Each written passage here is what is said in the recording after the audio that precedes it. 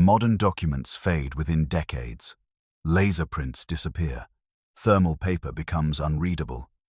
Ballpoint pen ink degrades into illegibility. Yet medieval manuscripts written 800 years ago remain perfectly legible, their text as crisp and dark as the day it was written. This is the story of iron gall ink, a chemical technology so sophisticated that modern chemists struggle to replicate its permanence, and why every important document you want to last should never be written with what's in your pen. Chapter 1. The paper that betrays. Pull a document from your file cabinet. Something printed 10 years ago, a birth certificate, a contract, a diploma. Hold it to the light. See how the black has faded to gray, how the edges have yellowed. That degradation will accelerate. In another 20 years, the text will be barely legible. In 50, it might be gone entirely. This isn't defect, it's design. Modern printing technology was never optimized for permanence. It was optimized for speed, cost, and convenience. Laser printers fuse plastic toner particles to paper using heat. The bond is mechanical, not chemical. Over time, the toner flakes off. Light exposure degrades the plastic polymers. The text literally disappears, molecule by molecule. Inkjet printers spray water-based dyes onto paper. These dyes are fugitive. They fade rapidly under light exposure, especially UV radiation. Documents printed with standard inkjet fade noticeably within 5 years. Some become completely illegible within 15. Thermal paper used for receipts is even worse. The ink isn't ink at all, but heat-sensitive coating that darkens when heated. This coating degrades continuously. Receipts fade within months, becoming unreadable within 2 to 3 years. This creates a massive problem nobody talks about. Modern civilization is losing its records in real time. Legal documents, medical records, financial statements, everything printed in the last 30 years is degrading toward illegibility. We're creating an information dark age, not through catastrophic loss, but through slow material failure. Meanwhile, in the British Library's manuscript collection, the Lindisfarne Gospels, written in 715 CE on vellum with iron gall ink, remain perfectly readable. Every letter, every illumination, crisp and dark after 1,310 years. The ink hasn't faded. The text hasn't degraded. Medieval scribes, working by candlelight with handmade materials, created documents more permanent than anything we produce with advanced technology. Chapter 2. The recipe, written in pain. Iron gall ink begins with damage. Specifically, with the galls that form on oak trees when parasitic wasps lay eggs in the bark. The tree responds by growing abnormal tissue around the invasion, a tumor-like sphere called an oak gall or oak apple. These galls, hard and round, contain extraordinarily high concentrations of tannic acid, the tree's chemical defense against the parasite. Medieval ink makers harvested these galls in autumn after they'd dried and fallen from trees. The galls were crushed into powder using stone mortars, heavy, grinding work that filled the air with a stringent dust that burned the eyes and throat. The powder was then soaked in rainwater or wine for days, extracting the tannic acid into solution. The resulting liquid was brown, acidic, and smelled of earth and wood. This was only half the recipe. The other half was iron sulfate, also called copperas or green vitriol. This compound formed naturally in sulfur-rich environments, where iron-bearing rocks weathered in acidic water. Medieval alchemists collected it from mine drainage, from certain mineral springs, or produced it by exposing iron to acidic solutions. Iron sulfate dissolved in water creates a pale green solution not remotely resembling ink. But when the tannin extract meets iron sulfate solution, chemistry happens.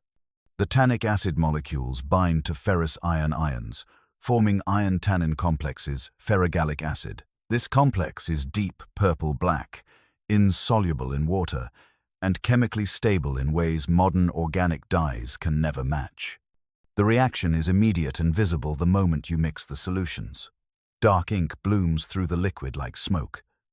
Then comes the final ingredient: gum, Arabic. This resin, harvested from acacia trees, thickens the ink and helps it adhere to writing surfaces. Without gum, Arabic, iron gall ink would be too thin, running across vellum or paper without control. The proportions matter enormously. Too much tannin, and the ink becomes corrosive, eating through parchment. Too little, and the color is weak.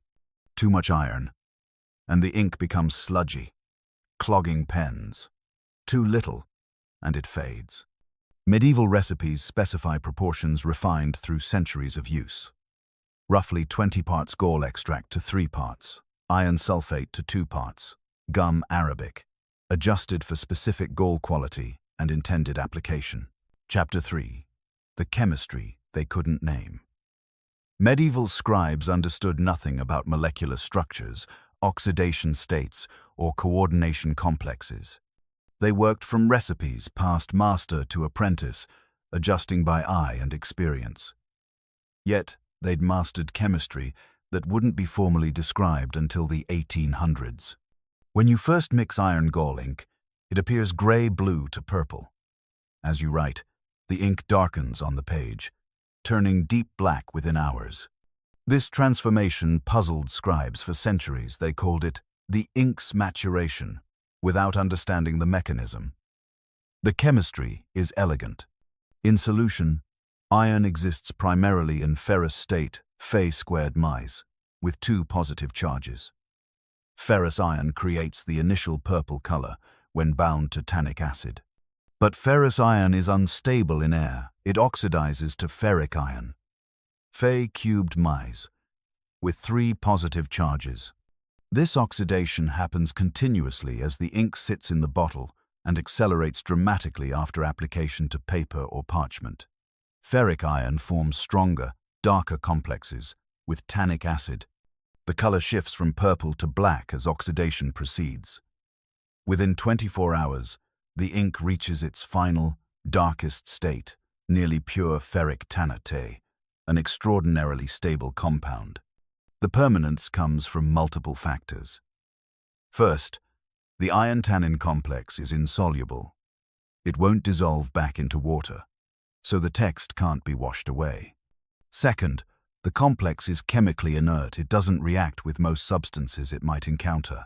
Third, the ferric iron is so tightly bound to tannic acid that it's protected from further oxidation or reduction. The structure is locked. But there's a deeper sophistication. As the ink ages on the page, it continues evolving. The ferric tannate gradually polymerizes individual molecules linked together into larger structures. This polymerization embeds the ink into the fibers of paper or parchment at the microscopic level. The ink doesn't just sit on the surface, it becomes part of the substrate.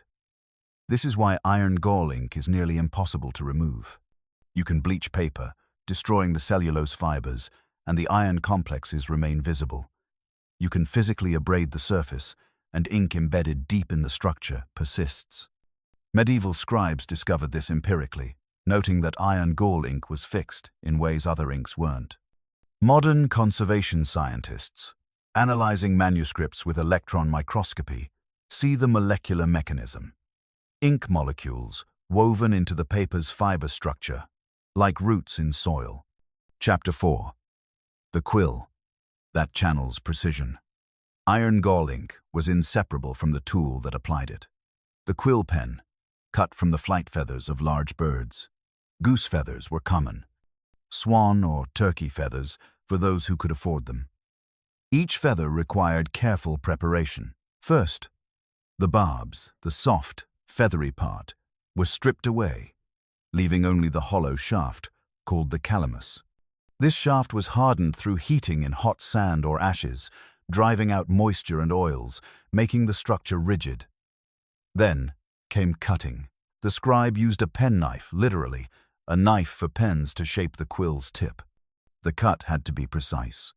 A long slit up the shaft to create flexibility, a perpendicular cut across the tip to create the writing edge, and careful shaping of the edge's angle to control line width. A properly cut quill holds ink in its hollow shaft through capillary action. As the tip touches paper, ink flows out at a controlled rate, not too fast. which would cause blotting, not too slow, which would create scratchy, broken lines. The flexibility of the shaft responds to pressure, varying line width naturally as the scribe presses harder or lighter. This isn't simply a delivery mechanism, it's an analog control system providing continuous feedback. The scribe feels the ink flow through subtle changes in resistance. They hear the scratch of quill against paper, the sound shifting as ink supply depletes. They see the ink's sheen on the page, indicating proper flow versus dryness. These sensory inputs, processed unconsciously after years of practice, allow extraordinary precision. Scribes could write letters 2 millimeters tall with perfect clarity. They could maintain consistent letter forms across hours of continuous writing.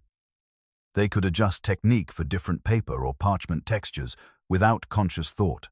The University of Leipzig's Institute for Book Studies analyzed medieval manuscripts using microscopic photography, measuring letter height, variation, and stroke consistency. Professional scribes maintained letter height variation below 0.15 millimeters, roughly the diameter of 2 human hairs. Stroke thickness varied less than 0.1 millimeters within individual letters. This precision exceeds most modern handwriting and rivals mechanical printing for consistency. The tool-material combination quill and iron gall ink formed an integrated system optimized through centuries of use. Change either component and performance degraded. Steel pens, introduced in the 1800s, were more durable but less responsive. Modern fountain pen inks flow more easily, but fade rapidly. We separated the elements and lost the synergy. Chapter 5.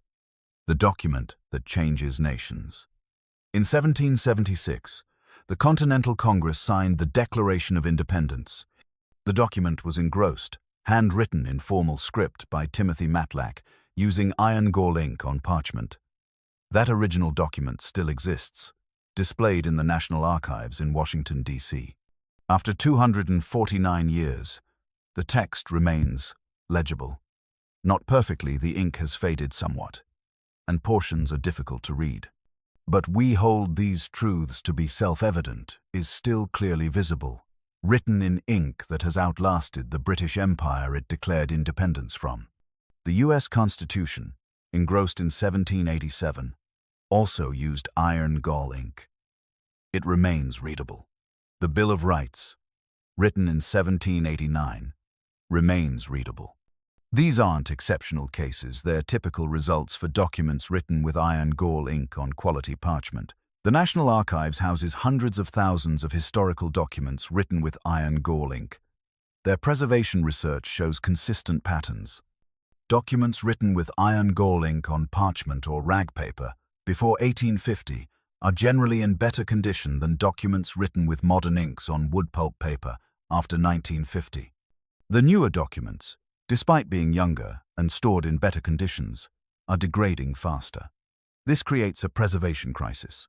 Modern archivists work to preserve historical documents that will outlast the preservation reports written about them. A conservation analysis, printed on laser printer paper in 2000, is now fading. The medieval manuscript it describes is still crisp. The irony is painful. We've lost the ability to create permanent records while trying to preserve records created by people who couldn't have conceived of impermanence. The Library of Congress estimates that 40% of books in its collection printed after 1850 are too brittle to handle safely. The acidic wood pulp paper is self-destructing. Meanwhile, books printed before 1800 on rag paper with iron gall ink remain functional.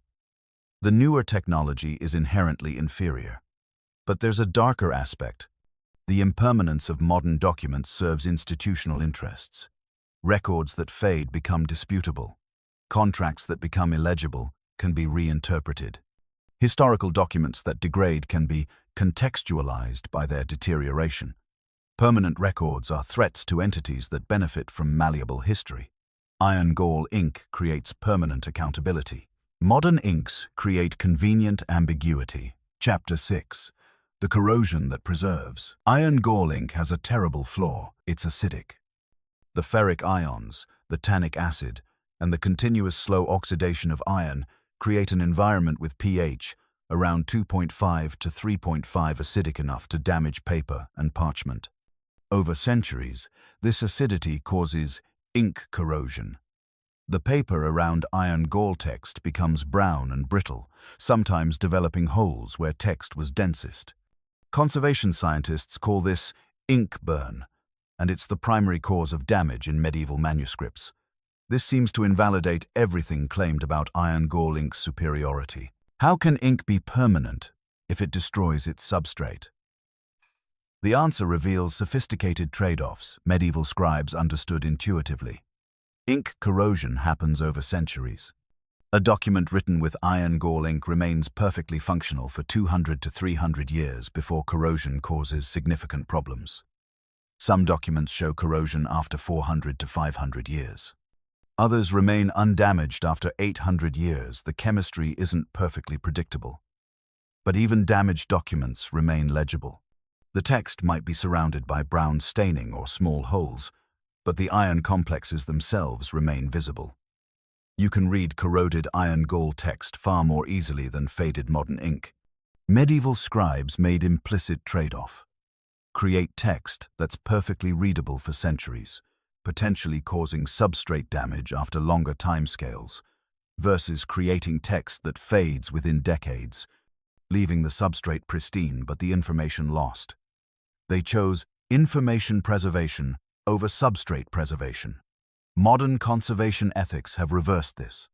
Contemporary archivists use pH-neutral inks and acid-free paper that won't damage themselves. The substrate survives beautifully. The information, printed with fugitive inks, fades into illegibility within a human lifetime. We've optimized for preserving blank paper while losing the text that gave it meaning. Moreover, iron gall ink corrosion can be mitigated. Medieval scribes who intended documents for long-term preservation used lower acid ink formulations, less iron sulfate, more careful pH balancing, addition of calcium carbonate to neutralize excess acidity. Documents written with these careful formulations show minimal corrosion even after 600+ years. The Reims Cathedral archives contain municipal records from the 1300s, written with optimized iron gall ink on treated parchment. The documents show no significant ink corrosion. The scribes knew how to create permanent records that wouldn't self-destruct. We've lost that knowledge along with the ink formulation. Chapter 7. The Artist Who Draws Forever.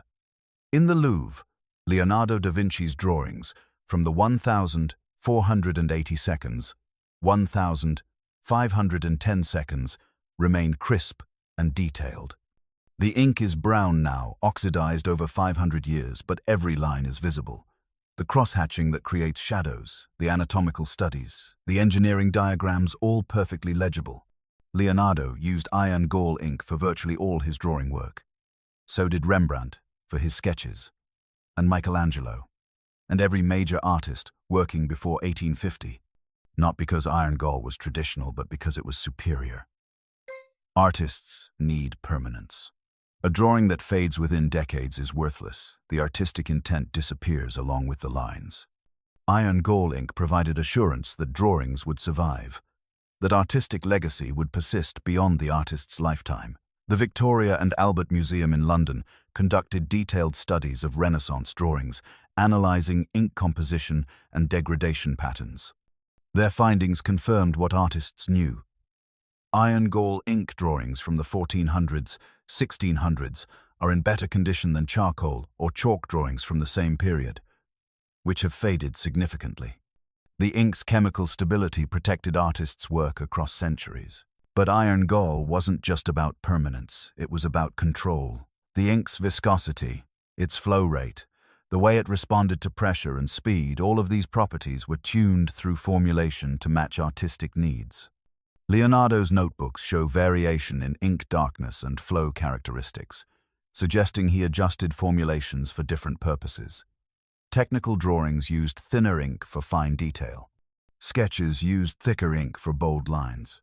He was chemist as well as artist, formulating inks for specific applications. Modern artists have lost this material's knowledge. They buy ink from manufacturers, trusting that India ink or archival ink will perform appropriately. Often, it doesn't. Contemporary drawings, made with supposedly archival inks, show fading within 20 to 30 years. The manufacturer's archival claims are based on accelerated aging tests that don't accurately predict real-world longevity. Artists are discovering their life's work is disappearing, and there's no recourse. A small movement is returning to iron gall. Calligraphers, technical illustrators, and fine artists are learning to make their own ink using medieval recipes. The results are unmistakable work that will outlast the artist by centuries, creating genuine legacy rather than temporary reputation. Chapter 8. The Forgery That Fails. Iron gall ink has a property that confounds forgers. It's detectably different from modern inks through multiple analysis methods. This makes it invaluable for authentication of historical documents and artwork. First, visual examination under different lighting. Iron gall ink reflects infrared light differently than carbon-based or modern organic inks. Under infrared photography, iron gall text becomes more visible, while modern inks often become transparent. This allows conservators to distinguish between original text and later additions on historical documents. Second, chemical testing. Iron gall ink contains iron, obviously. Modern inks don't, with rare exceptions. Non-destructive X-ray fluorescence spectroscopy can detect iron in ink without damaging the document. If a supposedly historical document shows no iron in its ink, it's either written with different ink or it's a modern forgery. Third, microscopic examination. Iron gall ink penetrates paper fibers, embedding within the substrate structure. Modern inks, especially ballpoint and felt tip, sit primarily on the surface. Under microscope, the depth and distribution patterns are diagnostic. The FBI's Questioned Documents Unit maintains an extensive database of ink compositions, aging characteristics, and authentication protocols. They've repeatedly used iron gall ink's distinctive properties to expose forgeries of historical documents. In 2002, they analyzed a document purporting to be a letter from Abraham Lincoln. Infrared analysis showed the ink lacked iron gall's characteristic reflectance. Chemical analysis confirmed the presence of synthetic dyes not developed until the 1950 seconds. The forger had used historically styled handwriting and period paper but couldn't replicate the ink chemistry. The attempt failed because iron gall ink's complexity makes it nearly impossible to fake. Even chemists who understand the formulation struggle to replicate aged iron gall ink's exact properties. The oxidation patterns, the way it embeds in paper, the specific iron complex structures, all of these develop over time through processes that can't be artificially accelerated convincingly. This authenticity through complexity is accidental genius. Medieval scribes weren't trying to create unforgeable ink, they wanted ink that worked. But the complexity required for permanence created inherent authentication. Chapter 9. The Recipe That Varies Infinitely. No two iron gall ink formulations are identical. The composition varies with gall source, iron source, water chemistry, gum type, and preparation method. This variation was feature, not bug scribes adjusted formulations for specific purposes. Writing on vellum required different ink than writing on paper. Formal manuscripts required darker ink than everyday correspondence. Illuminated manuscripts used modified formulations that flowed smoothly from fine brushes. Each scribe developed personal recipes, refined through years of experience. The St. Gallen Monastery Library in Switzerland houses medieval manuscripts, including ink recipes from the 800s, 1200s. These recipes show remarkable diversity. Some specify oak galls exclusively. Others allow hawthorn or chestnut galls. Some call for wine instead of water as the extraction solvent. The alcohol and acidity help extract tannins more efficiently. Some include additional ingredients: copper sulfate for blue-black color, indigo for deeper blue, lamp black for increased opacity. These aren't arbitrary variations, they're targeted modifications achieving specific properties. Researchers at the Rochester Institute of Technology's Image Permanence Institute recreated 47 different medieval iron gall ink recipes, testing each formulation's performance on period-appropriate substrates. Their findings revealed systematic patterns. High tannin formulations produced darkest color, but increased acidity and corrosion risk. Moderate tannin with higher iron sulfate produced slightly lighter color but better longevity with minimal corrosion. Low tannin with added carbon black produced deep black color immediately without waiting for oxidation darkening. Each formulation represented optimization for different priorities. Medieval scribes were formulation chemists, adjusting recipes to balance permanence, color, flow, and substrate compatibility. This sophistication contradicts the common perception of medieval crafts as traditional and unchanging. The recipes evolved constantly, improving through empirical testing across generations. Modern industrial inks are standardized, every bottle identical. This consistency is convenient for manufacturing and distribution, but eliminates the ability to customize. An artist wanting specific flow characteristics or a conservator needing pH-neutral formulation must search for products that happen to match their needs rather than formulating precisely. We've traded flexibility for convenience. Chapter 10. The Economics of Impermanence. Iron gall ink production was local and decentralized. Every region with oak trees could produce galls. Iron sulfate occurred naturally or could be produced from readily available materials. Gum arabic was imported but needed in small quantities. The barriers to entry were minimal. Anyone could make ink with basic equipment and knowledge. This economic model doesn't support centralized industry. You can't patent a recipe that's 1,000 years old. You can't create brand loyalty when users can make their own. You can't force ongoing purchases when ink lasts indefinitely in sealed bottles. For industrial capitalism, iron gall ink was useless. The rise of ballpoint pens and modern inks parallels the rise of planned obsolescence. Ballpoint ink is petroleum-based, requiring chemical manufacturing facilities. The ink degrades predictably, fading within decades. The pens are disposable. They're cheaper to replace than refill. This creates perfect consumer dependency. Users must continuously purchase new pens and accept that documents will deteriorate, requiring reprinting or scanning. The BIC Pen Company sells 100 million pens daily, 36.5 billion pens annually. These pens are designed to be discarded after the ink depletes. Even refillable pens are often cheaper to replace than refill. The waste is staggering, billions of plastic pens in landfills, ink cartridges creating toxic runoff. And every document written with these pens is temporary, guaranteed to fade into illegibility within 30 to 50 years. Meanwhile, a single bottle of iron gall ink, produced for perhaps $5 in materials, lasts years and creates documents that survive centuries. The per-document cost of iron gall ink is fractions of a cent. The per-document cost of disposable pens, including replacement costs over time, is orders of magnitude higher.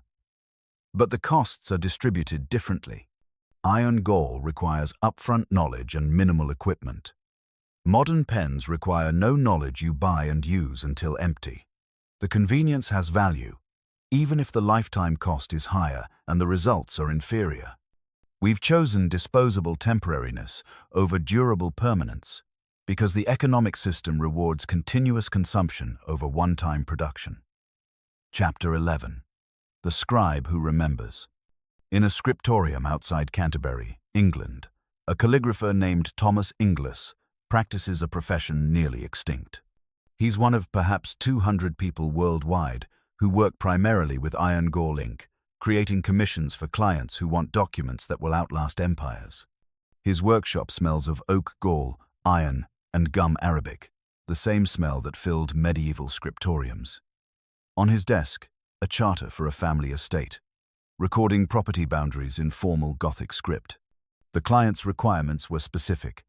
The document must remain legible for at least 300 years without special storage. Modern inks can't guarantee this. Iron gall can.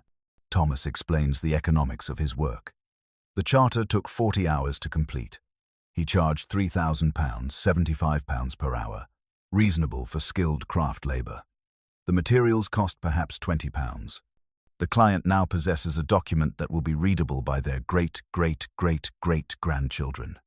Compare this to a laser-printed document that costs £0 and 50 pence in materials and 10 minutes of time but degrades significantly within 50 years, requiring reprinting or digitization.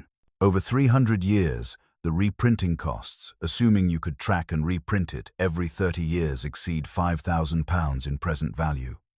The Iron Gall Charter is cheaper across its functional lifetime. But Thomas has no apprentices. He's taught workshops, trained students, shared knowledge freely. Yet almost nobody pursues it professionally. The work is painstaking. The market is tiny. Most people don't think about document permanence. The economic model doesn't scale. He can train only a few serious students per year, and most abandon the practice when they realize it won't support them financially. When Thomas retires, his knowledge survives in books and videos, but the tacit skills, how to judge gall quality by smell, how to adjust formulation based on ambient humidity, how to cut quills for specific script styles, will diminish. Each retiring practitioner takes irreplaceable expertise. The scriptorium tradition, continuous from Roman times through the medieval period, broken by mechanical printing, is flickering out. In 50 years, iron gall ink work may survive only as historical recreation, not living practice. Chapter 12. The conservation that contradicts. Modern conservation science faces a paradox with iron gall ink. The ink that preserved information for centuries is now destroying the documents that carry it. The acidity that made iron gall ink permanent also makes it dangerous. Over 400 to 600 years, the acid degrades paper and parchment, creating brittle, fragile documents. Conservation labs worldwide are racing to stabilize iron gall ink manuscripts before they disintegrate. The treatments are sophisticated. Deacidification washes that neutralize acidity without dissolving iron complexes, calcium hydroxide applications that buffer pH, antioxidant treatments that slow continued iron oxidation. The Netherlands Institute for Conservation Research pioneered many of these techniques, developing protocols now used globally. But here's the contradiction. While conservators work desperately to save iron gall ink manuscripts from deterioration, they also acknowledge these manuscripts have survived far better than documents created with supposedly superior modern materials. The British Library's preservation statistics are revealing. Medieval manuscripts, 800 to 1000, 500 CE, have 70% survival rate. Early modern documents, 1000, 500 to 1800, on rag paper with iron gall ink, have 60% survival rate. Modern documents, 1850 present, on wood pulp paper with synthetic inks, have 40% survival rate and declining rapidly. The inferior medieval technology has better preservation outcomes than the advanced modern technology. This creates philosophical questions about conservation priorities. Should resources be spent stabilizing 600-year-old iron gall ink manuscripts that will likely survive another 200 years with treatment? Or should those resources preserve modern documents that are disintegrating far faster? The modern documents are younger, potentially more historically significant, and more urgently threatened. Yet the iron gall ink manuscripts represent irreplaceable cultural heritage spanning centuries. Conservation labs generally prioritize based on urgency. The documents most at risk receive treatment first. This means modern documents often take precedence. But the root cause that modern materials are inherently less stable goes unaddressed. We continue creating documents with materials we know will fail, then spend enormous resources trying to preserve them. A saner approach would be returning to materials known to work. But that approach doesn't fit industrial production models. Chapter 13. The digital that disappears faster. The supposed solution to document impermanence is digitization. Scan everything, store it electronically, Ensure access forever through digital copies. This solution is worse than the problem it claims to solve. Digital storage is extraordinarily fragile. Hard drives fail, typical lifespan 3 to 5 years. Solid-state drives lose data when unpowered, retention time 1 to 2 years. Optical media degrades, CDRs become unreadable in 10 to 20 years. Tape storage, the archival standard, lasts 30 years maximum before requiring migration to new media. But the deeper problem is format obsolescence. Data stored in formats from 20 years ago. WordPerfect, Lotus, 1, 2, 3. Early PDF versions is often inaccessible because software to read them no longer exists or doesn't run on modern systems. The data physically survives, but it's effectively lost because the tools to interpret it are gone. The Long Now Foundation conducted a study of data survivability over time. Their findings were alarming. Digital data stored in 1985 has 60% inaccessibility rate today, not because the storage media failed, but because formats became obsolete. Data from 1995 has 30% inaccessibility. Data from 2005 has 10% inaccessibility, but the rate is increasing as formats age. Projecting forward, they estimate that 80% of digital data created in 2000 will be inaccessible by 2050, despite existing on functional storage media. Meanwhile, paper documents written with iron gall ink in 1700 remain 95% accessible. You can literally pick them up and read them. No software, no hardware, no specialized knowledge, just literacy. The archive comparison is devastating. A filing cabinet containing 100 paper documents from 1900 will likely yield 90 to 95 readable documents today. A hard drive containing 100 digital documents from 2000 will likely yield 60 to 70 accessible documents today. The older technology preserves better than the newer technology. Yet institutions continue digitizing documents, discarding originals to save space, convinced they're preserving information. They're creating guaranteed loss. Every original destroyed is knowledge erased from reality, replaced with copies that will become inaccessible within decades. The only proven method for long-term information storage is physical inscription using stable materials. Clay tablets from 3000 BCE are still readable. Iron gall ink on parchment from 800 CE is still readable. Acid-free paper with carbon ink from 1900 is still readable. Digital data from 2000 is already becoming inaccessible. The technology curve isn't upward, it's circular, returning us to the recognition that physical permanence beats digital convenience for anything that matters across generations. Chapter 14. The revival that's necessary. A small but growing community is rediscovering iron gall ink. Calligraphers, conservators, genealogists, and people who simply want documents that last. They're learning medieval recipes, sourcing materials, producing ink that will outlive them. The movement is driven by recognition that modernity failed at permanence. We have better technology, better chemistry, better manufacturing, and worse results. Iron gall ink isn't better because it's old. It's better because it works. The International Association of Hand Paper Makers and Paper Artists now includes iron gall ink workshops in their conferences. The Society for Calligraphy offers certification in historical ink production. Online communities share recipes, troubleshooting, and material sources. The knowledge is spreading. But commercial production faces obstacles. Iron gall ink can't be sold in standard pen cartridges. It would corrode the metal parts. It can't be marketed with 50-year shelf life. It continues oxidizing in the bottle, changing properties over time.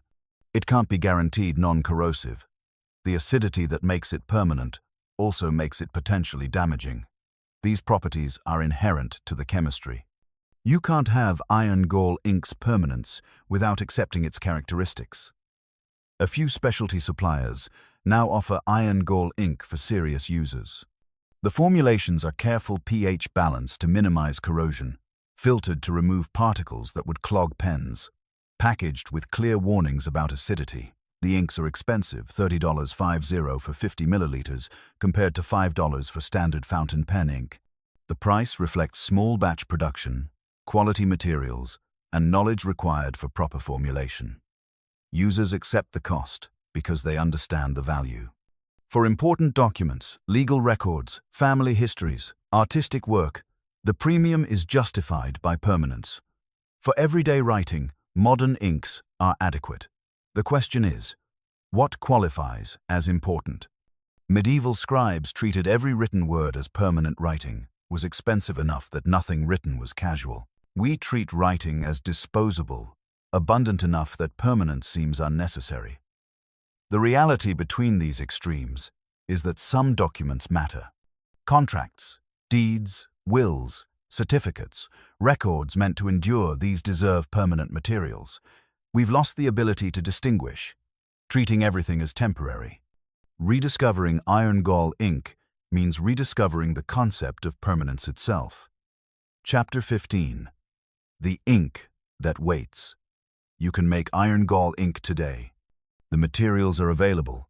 Oak galls can be ordered from natural dye suppliers, iron sulfate from chemical suppliers, gum arabic from art stores. The recipe is documented in dozens of historical sources and modern reproductions.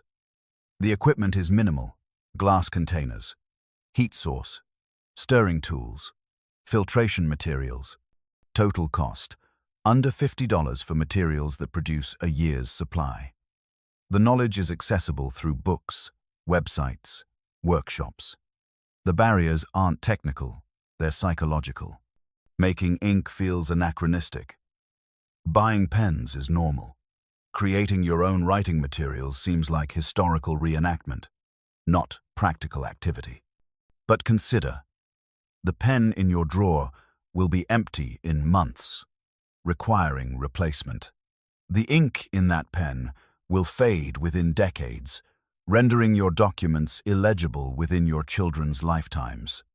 The entire system is designed for obsolescence, requiring continuous consumption.